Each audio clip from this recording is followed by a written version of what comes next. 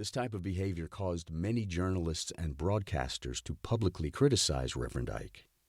The old paradigm that ministers should never become wealthy was showing itself in glaring form. I saw it differently.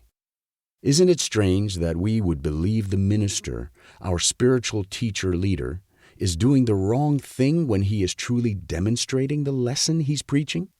The abundant life is here for everyone who follows God's way. I believed that Reverend Ike was teaching and demonstrating what could be done if you worked in harmony with the God within you. When you ask and believe, you will receive. You immediately resonate with anything and everything required for the manifestation of what you have asked for. That's what the Bible teaches. God is in you, and God does work by law.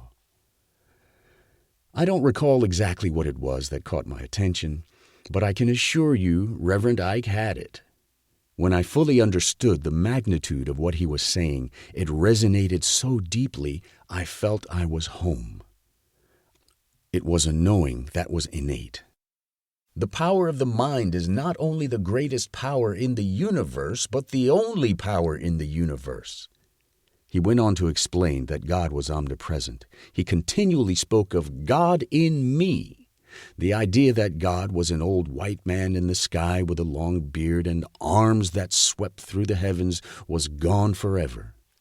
What he shared was so in sync with what I was learning outside of the great minister's teachings and made so much sense that I have never stopped learning from his message. I have been a serious student of self-development since 1961. Millions of people worldwide study personal development material every day and yet fail to produce meaningful results. Keep in mind that it is self we are developing, and self is a triune being. We live simultaneously on 3 planes of understanding: intellectual, spiritual, and physical. All 3 must be clearly understood.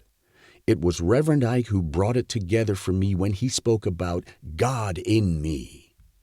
That one line brought order to my mind.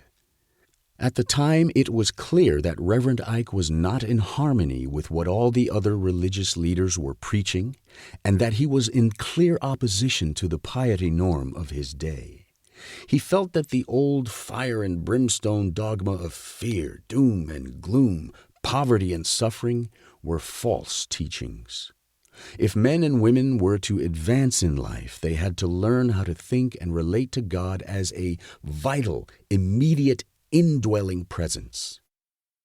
If you are studying yourself and you haven't been introduced to the spiritual aspect of your personality, I strongly suggest you move on to teachings that are more in line with your being, because as Reverend Ike said, God is in you.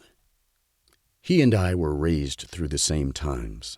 And when I found out that he was cutting cardboard and putting it in the insides of his shoes so he could still wear them long after the leather had given out, I laughed because as a kid I did the same thing.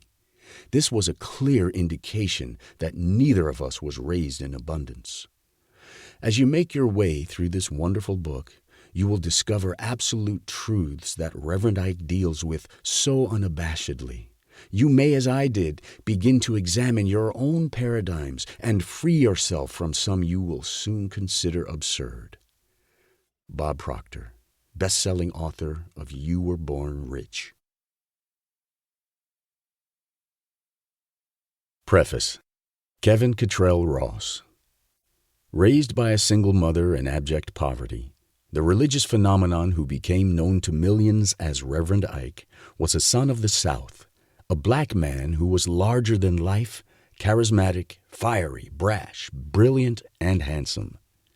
Frederick Joseph Eikerenkoetter II dominated prime-time national television and radio in the 1960s and 70s and filled stadiums, including Madison Square Garden in New York City, without touting the traditional dogma embedded in the Christian message that the black churches in America had become known for.